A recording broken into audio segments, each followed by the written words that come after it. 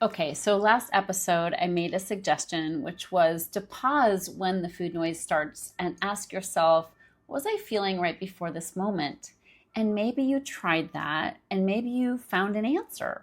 Stress, loneliness, anxiety, something you didn't want to sit with. But maybe, and this is what I want to address on this episode, maybe you tried it and came up with nothing. Totally empty. Maybe the food noise was just there, as loud and as clear as ever. It wasn't triggered by anything you could name. You felt fine. Maybe you're even having a good day, and still your mind was on food. What is that about? Last episode, I discussed the sequence of food noise. Feel something, eat, numb out. And that's real, but it's not the whole story. There's another kind of food noise that doesn't need a feeling to get activated. It's just always running, like the Norton antivirus in the back of your computer. That's what I'm addressing today.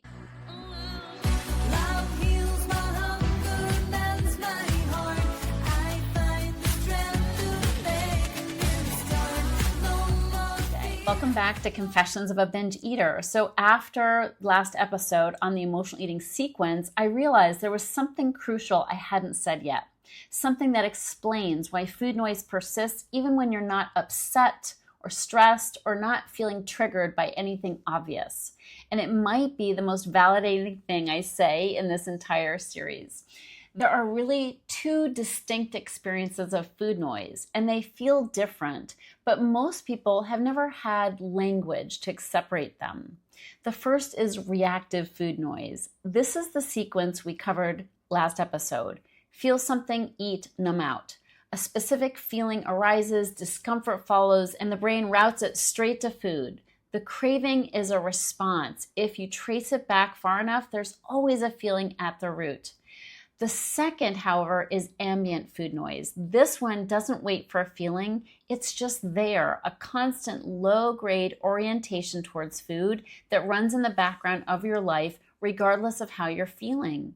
It's thinking about what you're going to eat while you're still eating. It's noticing every food in a room the moment you walk in. It's food as your North Star, the thing your mind returns to again and again, almost automatically. If reactive food noise is a fire alarm triggered by something specific, ambient food noise is more like elevator music. It's just always playing. You've almost stopped noticing it's there. Both are real, both are exhausting, and they have different explanations. Ambient food noise isn't random. It has a history.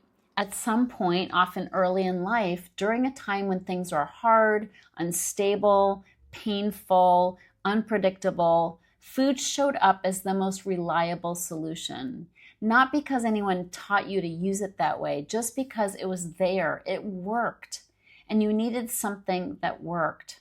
So you turned to it again and again, and the brain, which is nothing if not efficient, started to wire that in. When things are hard, turn to food. When there's discomfort, food will be there for me. When there's uncertainty, food is the thing. Over time, the wiring becomes automatic, and there is no middle step. There is no feeling that you're trying to escape from. Food just became the default channel your brain turned to. And now, even when the original dysfunction is long gone, even when your life is genuinely better than it was when you were a child, it feels safer and more stable, the channel is still set to food. The habit of thinking about food, of orienting towards food every part of your day, of using food as a mental anchor, it's still there. And it's a habit that's deeply grooved, that so much so that you don't even think about it. But here's where it gets even more interesting. Because ambient food noise isn't only a habit, it's also a form of protection. There used to be a bumper sticker in probably the 1970s when there was a big drug culture of hippies. It said, "Reality is for people who can't handle drugs." Reality is for people who can't handle drugs. And it was meant to be funny, but flip it around and it says something true. For a lot of people, substances or behaviors or obsessions, there are many, they become a way of not having to face reality unanesthetized. And for emotional eaters, food noise does exactly that. Even when there's no specific feeling to stuff down, even when nothing dramatic is happening, reality can feel like a lot. Let's face it, life has jagged edges, uncertainty, disappointment, loss, the low hum of not enoughness, the weight of things that weren't said or you wish you'd said, And emotional eaters as a group, we tend to feel all of it a little more intensely than other people. The world lands harder for us. The edges are sharper. So the brain finds a buffer. And for emotional eaters, that buffer is food noise, not just the eating itself, but the thinking about food, the planning, the calculating, the obsessing, the bargaining. What can I eat today? What did I eat yesterday? What am I going to have tonight when everybody's gone to bed? What can I get away with eating? Is what I ate showing on my body? All of that mental activity, as exhausting and unwanted as it is, it functions like a heavy cloak wrapped around the nervous system. It's a layer of insulation between you and whatever jagged edges might be coming your way. It's not a conscious choice, okay? Nobody decides, I think I'm gonna think about food constantly so I don't have to feel my feelings.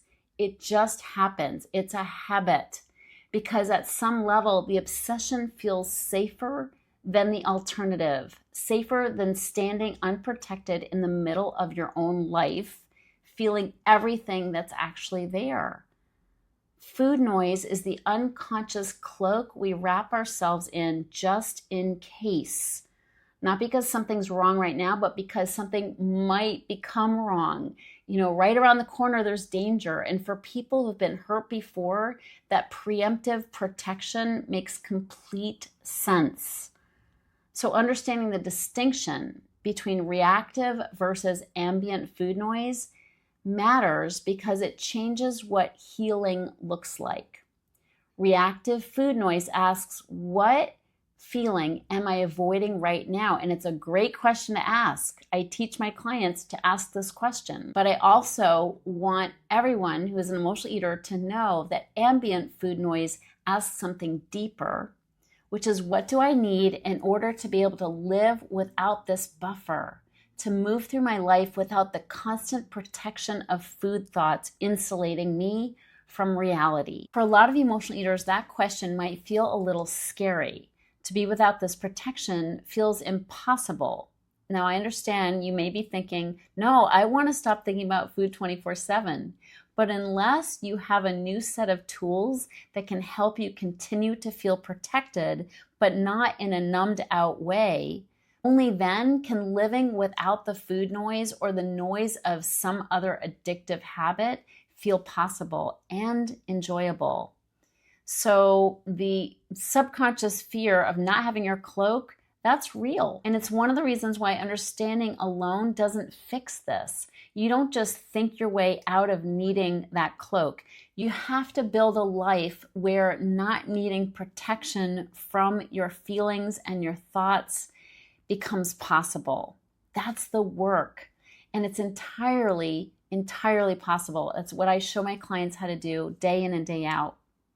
So this week, I want you to notice the ambient noise. When your mind drifts to food and there's no obvious trigger, just get curious.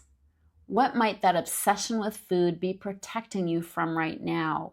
What underlying fears or just random scary thoughts or nervousness or anxiety? What jagged edge might it be softening? You don't have to remove the cloak or quiet the Norton antivirus in the back of your mind. Just notice what it is. Notice that it's serving a function for you, and that awareness alone is pretty powerful. So reactive food noise responds to feelings directly. Ambient food noise runs all the time. It's the habitual orientation towards food that doubles as your protective cloak against life and the intensity of life. Both are real, both make complete sense given where they came from, and they can both be healed. Now, in the next episode, I'm going to take you to the very root cause of this, the hole in the soul, and what you're really hungry for underneath all that noise. I'm looking forward to it. I'll see you on the next show. If you're ready to get off the dieting roller coaster ride and finally make peace with food and with your body, talk to a Heal Your Hunger mentor about what steps you need to take based on your own history with food and weight. Go to healyourhunger.com and register for an emotional eating breakthrough session and see how fast you can experience real change. It's a complimentary evaluation, but there are limited spots available.